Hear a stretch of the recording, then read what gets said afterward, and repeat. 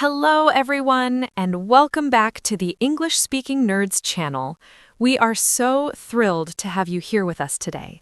I'm your host, Maya. And I'm John. This is where we dive into real English, the kind that helps you communicate naturally, connect with people authentically, and participate in meaningful conversations with confidence. Not rehearsed textbook sentences, but the genuine language that real people use in their actual lives. Absolutely right. And if you committed to improving your English and learning how native speakers truly talk in everyday situations, please show your support right now by hitting that like button and subscribing to English Speaking Nerds. Your support truly makes a difference and helps us continue creating valuable content like this. It really does mean the world to us. And today, we're exploring something that happens every single year without fail, talking about the past year. This might seem straightforward, but there's actually an enormous amount of natural vocabulary, meaningful expressions, and cultural understanding packed into these conversations. Talking about the past year.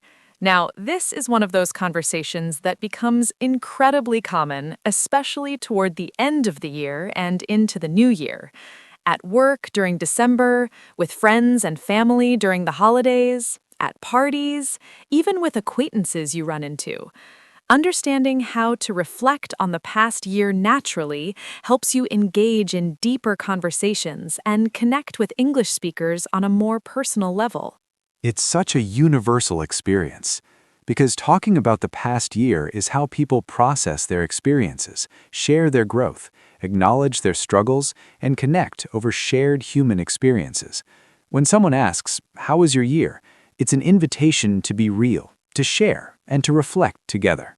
And please stay with us until the very end, because we're going to explore how to ask about someone's year naturally, how to describe your year in honest and authentic ways, how to talk about challenges and victories, how to express gratitude and lessons learned, and how to turn these reflections into meaningful conversations.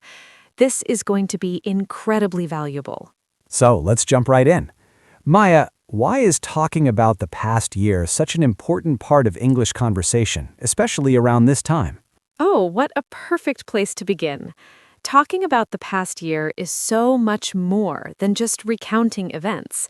It's actually a ritual of reflection, a way of making sense of time, acknowledging change, and connecting with others through shared humanity.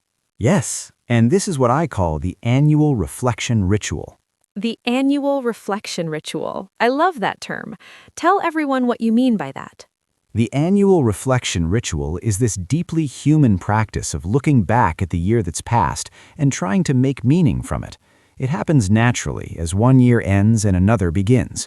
People start thinking about what happened, what changed, what they learned, what they survived, what they celebrated. It's not just remembering, it's processing. And sharing these reflections with others creates deep connection and understanding.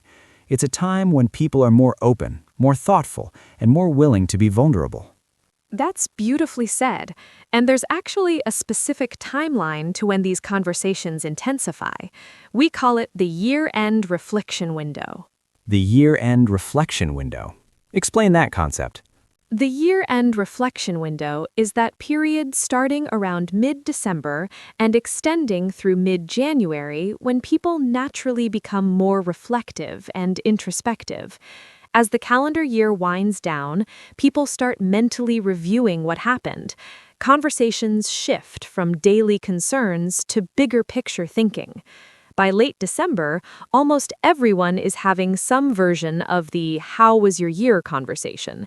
It peaks right around New Year's, then continues into January as people settle into the new year. Exactly. And understanding this timing helps you know when these conversations will naturally occur. You wouldn't have a deep year reflection conversation in July, but late December, everyone's in that mindset. Right.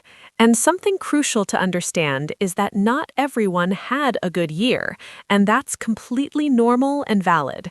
We call this the year spectrum. The year spectrum. What does that mean? The year spectrum means recognizing that people's years exist on a range from absolutely terrible to absolutely wonderful, with most people landing somewhere in the complicated middle. Some people had breakthrough years, promotions, weddings, babies, achievements.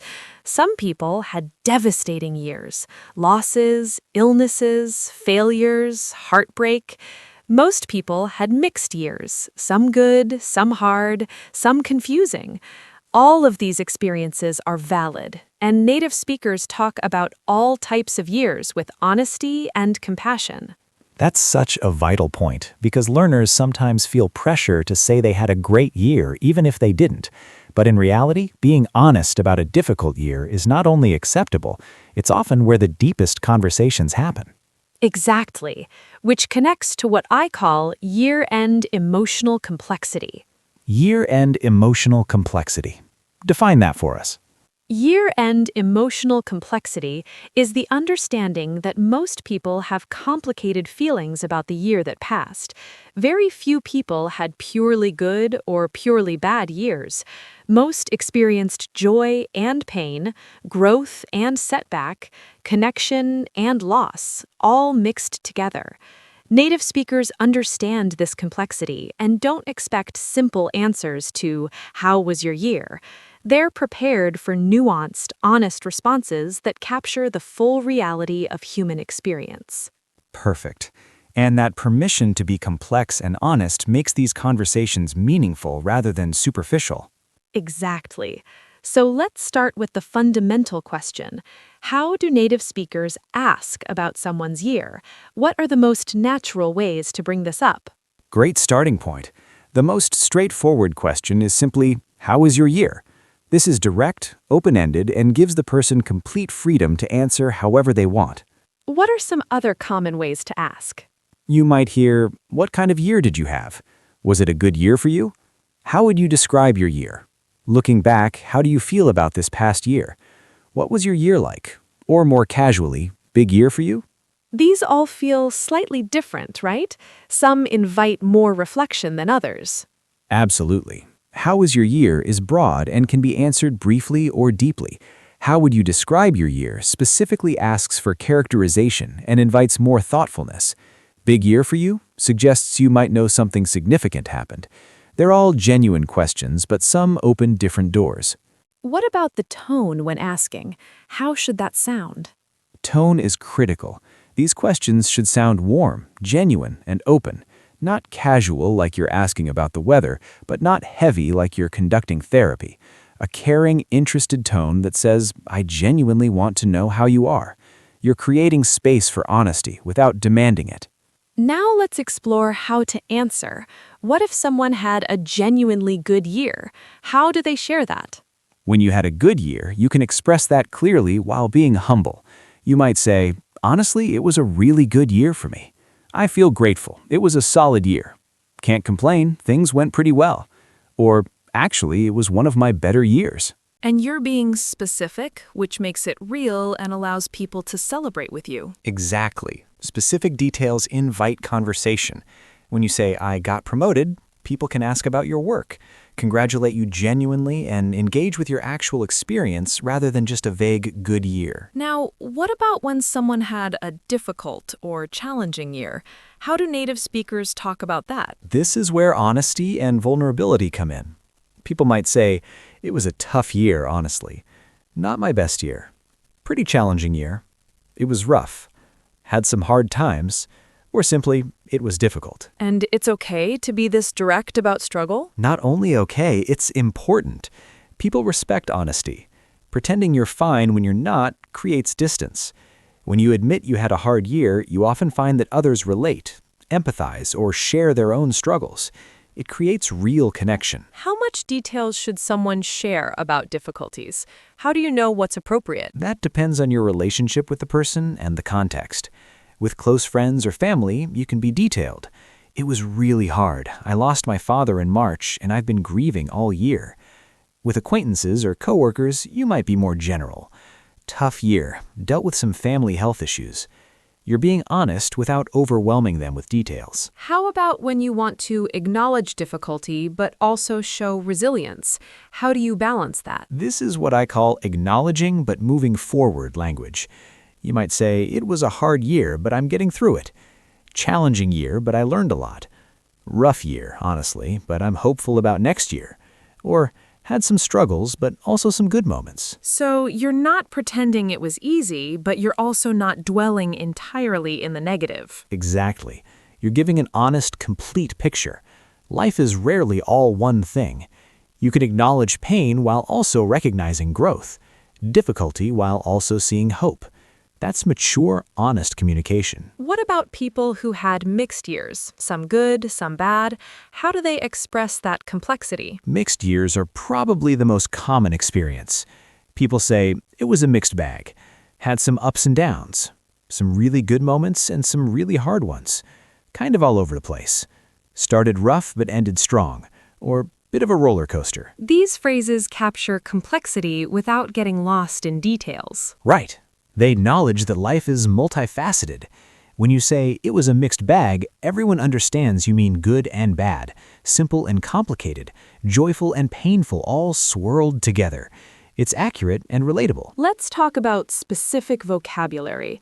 What are the most common words native speakers use to describe their years? For positive years, you'll hear transformative, growth-filled, breakthrough, milestone, blessed, fortunate, successful, fulfilling, or rewarding. What about for challenging years? Common words include tough, challenging, difficult, trying, hard, rough, exhausting, overwhelming, devastating, or heartbreaking. And for complicated or neutral years? You might hear interesting, transitional, uncertain, unpredictable, learning, growing, changing, evolving, or surprising. These words each carry slightly different meanings. Can you give examples of how they're used? Sure. It was a transformative year suggests deep personal change. It was a milestone year means significant events happened, like turning 50 or having a baby.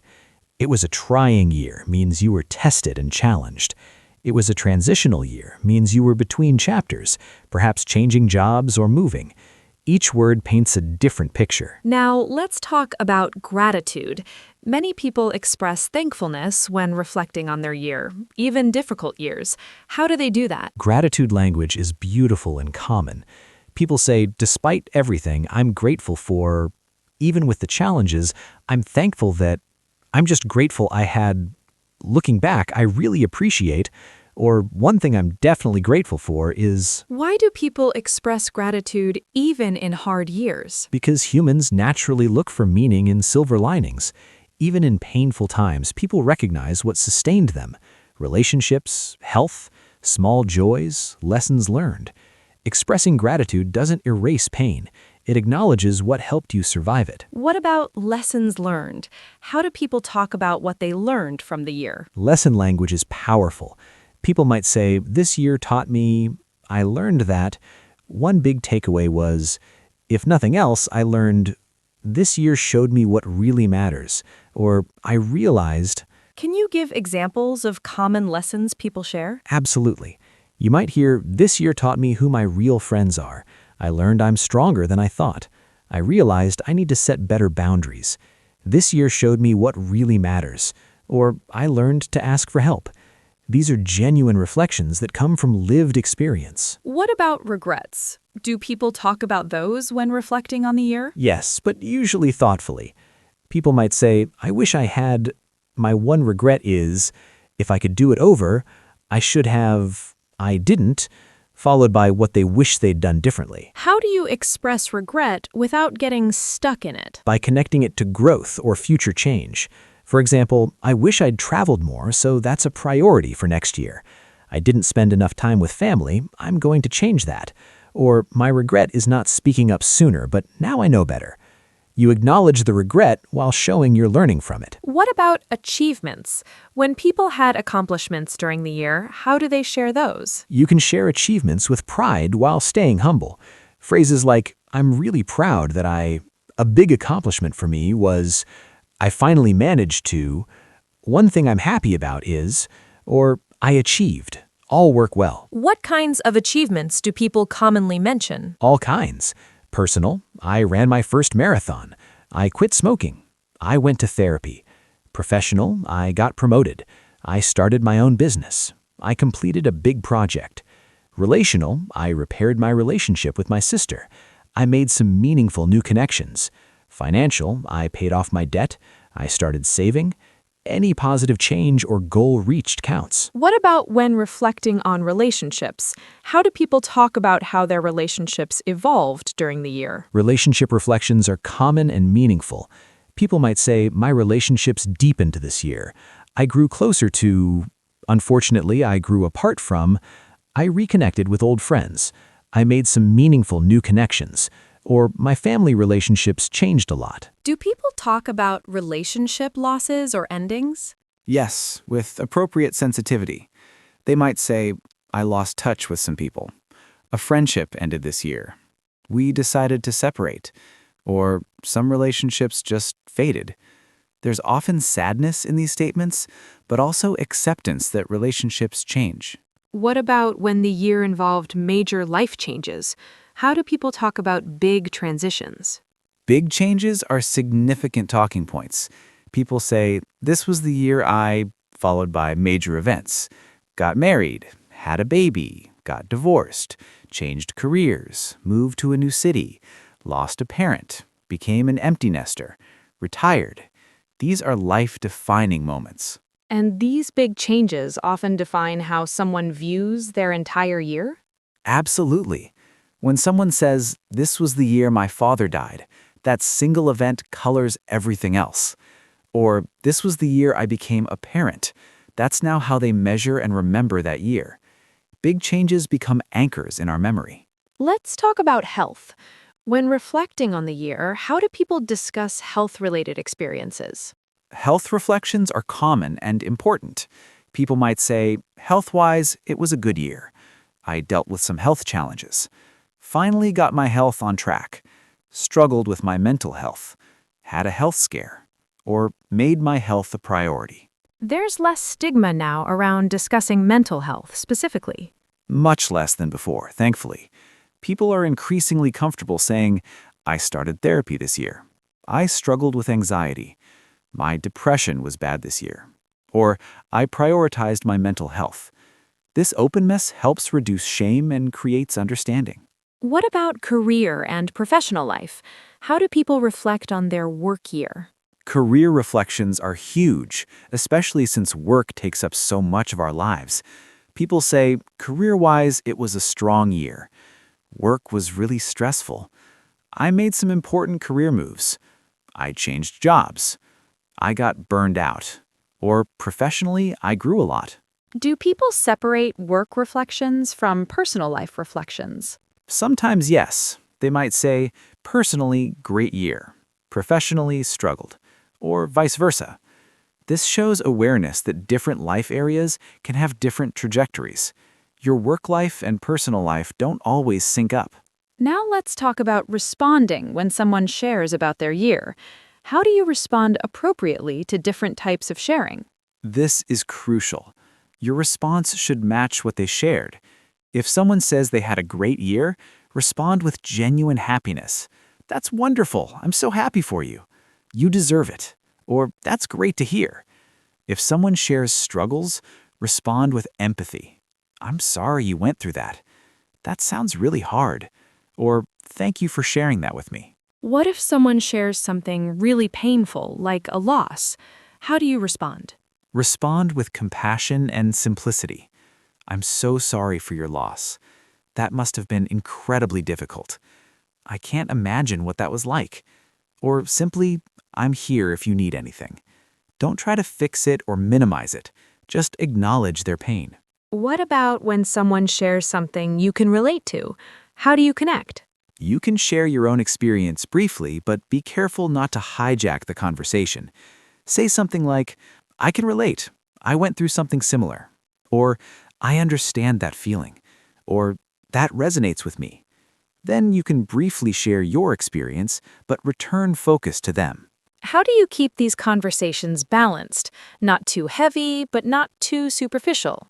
Read the room and the relationship. With acquaintances, keep it lighter.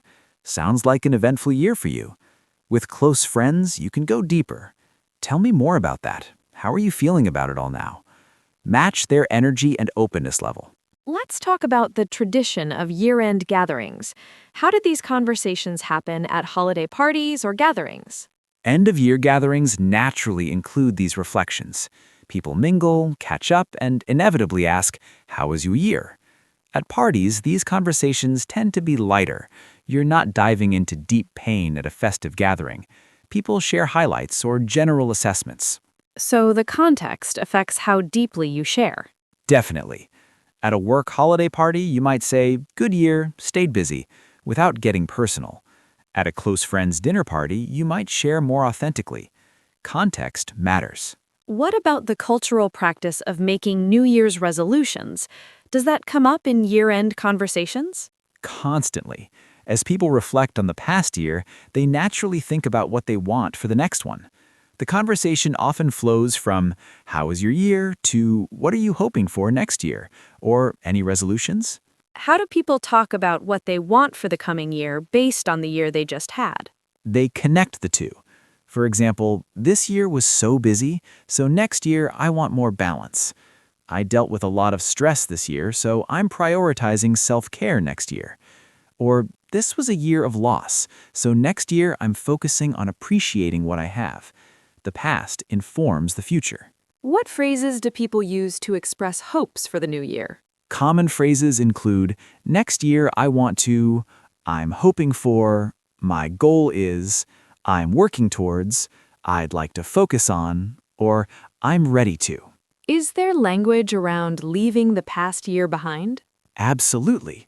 People say, "Ready to put this year behind me," "Looking forward to a fresh start," "Turning the page," "New year, new chapter," "Moving forward," or "Leaving that in the past." These phrases show closure and readiness for something new. What about when people want to carry forward positive momentum from the past year? They might say, "Building on this year's progress," "Carrying forward what I learned," "Continuing what I started," "Keeping up this momentum," or "Taking this energy into next year." This shows continuity rather than starting over. Let's discuss comparison. Do people compare their years to previous years? Very commonly, people say, "Better than last year," "Not as good as last year," "Best year in a while," "Worst year I've had," or "Similar to last year, honestly." We measure our current experience against past experience naturally. Is comparison helpful or harmful? It can be both. Comparing can help you see growth, like, "This year was hard, but not as hard as last year. I'm getting stronger." But comparison can also create unnecessary pressure, like, "Everyone else seems to have had an amazing year." The key is using comparison for self-reflection, not self-judgment. What about when people feel like the year flew by or time moved too fast? How do they express that? This is incredibly common. People say, "This year just flew by. Can't believe it's already over. Where did the time go? Feels like January was yesterday." Or, "Time is moving too fast." It's a universal feeling. Why does this feeling happen? As we get older, years feel shorter. Also, when life is busy or routine, time blurs together. People express this feeling as a way of acknowledging how quickly life moves and sometimes mourning the passage of time. What about the opposite, when a year felt very long? How do people express that? People say, "This year felt like 10 years. Longest year of my life. Felt like it would never end. So much happened, it's hard to believe it was just 1 year." Or, "Time crawled this year." Usually this happens during difficult or transitional years when every day felt hard. Let's talk about collective experiences. Sometimes entire groups of people share the same year experience.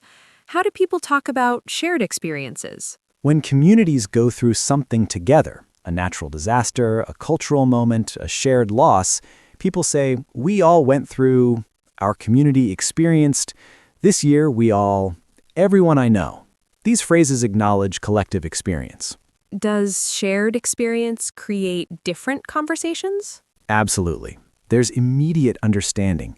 You don't have to explain context because everyone lived it. You can say, "This year was hard," and if the person knows what you're referring to, they just nod. Shared experience creates instant connection. Now let's talk about gratitude practices. Some people have traditions of listing things they're grateful for from the year. How do they talk about this? People might say, "Looking back, I'm grateful for," followed by a list, or "If I had to name 3 good things from this year," or "Despite everything, these things brought me joy." It's a practice of intentionally finding positives. Is this helpful even in hard years? Many people find it grounding. Even in terrible years, there are usually small lights: a kind friend, a beautiful day, a good meal, a moment of laughter.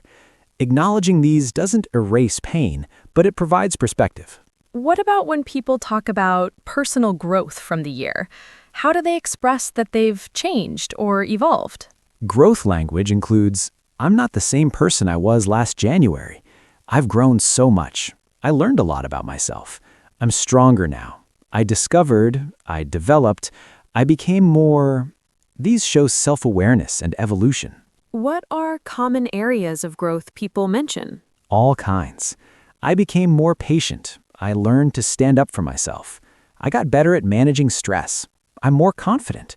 I'm more comfortable with uncertainty. I learned to let go. I became a better listener." Personal growth comes in countless forms. Let's talk about closure. As the year ends, how do people express closure or completion? Closure language includes, "Ready to close this chapter. Time to let this year go. Making peace with what happened. Finding closure. Wrapping up loose ends. Finishing strong. Or ending on a good note." These phrases show intentional completion. Is closure always possible? No, and that's okay. Sometimes people say, "I'm still processing this year. Don't have closure yet. Still working through it." Or carrying some things into next year. Healing and processing don't follow calendar schedules. What about anticipation for the new year? How do people express excitement or hope? Hopeful language includes, "Excited about next year, optimistic about what's coming, ready for fresh possibilities, looking forward to a new start, hopeful, eager to see what happens, can't wait for next year." What if someone isn't optimistic about the coming year? How do they express caution or worry? They might say, "Not sure what next year holds, bit nervous about next year, approaching next year cautiously, hope next year is better," or "taking it one day at a time." This is honest without being doom-filled. Now let's talk about specific times when these conversations happen. When exactly do these year-end reflection conversations occur most naturally? They happen most in late December, especially the week between Christmas and New Year. This is prime reflection time. Also early January, as people return to work and school and catch up with people they haven't seen over the holidays. What about milestone moments during the year itself, like birthdays? Great point. Personal New Year's, like birthdays, also trigger reflection. Someone might say, "Looking back at my year," meaning since their last birthday. These personal milestones create natural reflection points too. Let's discuss vulnerability. These year-end conversations often involve sharing vulnerable feelings. How do people navigate that? Vulnerability is tricky. People gauge trust and safety first. With safe people, they might say, "Can I be honest?" Or "This is hard to talk about, but," or "I haven't shared this with many people." These phrases signal vulnerability and ask for care. Is it okay to decline to share? If someone asks how your year was and you don't want to open up? Completely okay. You can say, "It was complicated. Still processing it. I'd rather not get into it." Or "Let's talk about something else." Good friends respect boundaries. Let me ask you both personally. John, what does reflecting on the past year mean to you? Oh, I love this question. For me, reflecting on the past year has become essential. I used to just rush from year to year without pausing, but now I intentionally take time, usually in those quiet days between Christmas and New Year, to really think about what happened.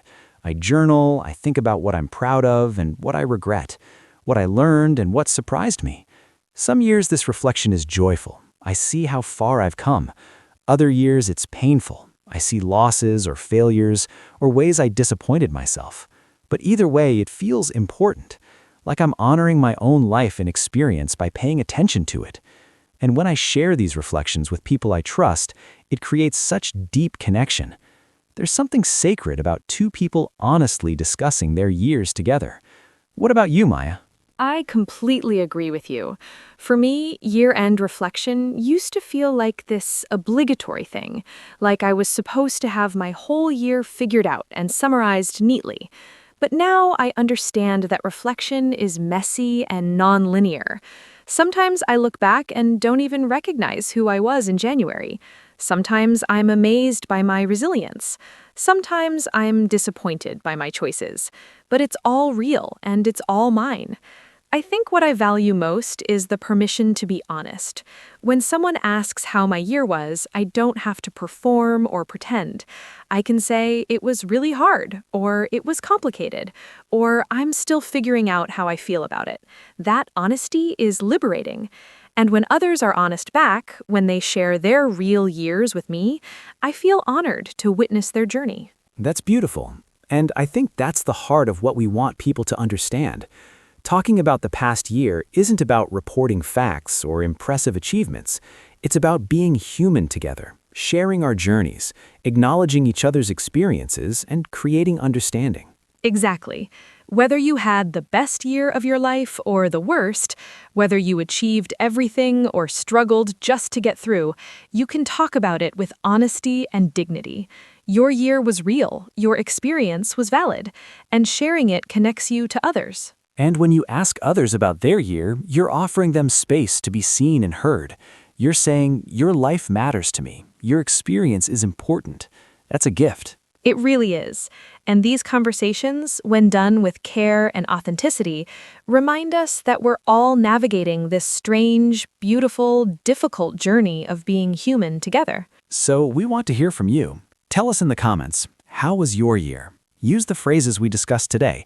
Share as much or as little as you're comfortable with. Practice this language in this safe, supportive space. And if you found this helpful and feel more confident talking about the past year in English, please give us a big thumbs up. It really helps other learners discover this content. Please share this video with someone learning English, especially someone who wants to have more meaningful, authentic conversations. This might be exactly what they need. Subscribe if you haven't yet, and hit that bell so you're notified when we release our next episode. We'll continue exploring the real conversations that matter in everyday life. Until next time, stay nerdy, stay curious, stay honest, and remember that every year, every experience, every struggle and triumph is part of your unique story. See you next time. Happy New Year, everyone. May your next year be filled with growth, connection, and authenticity. Bye.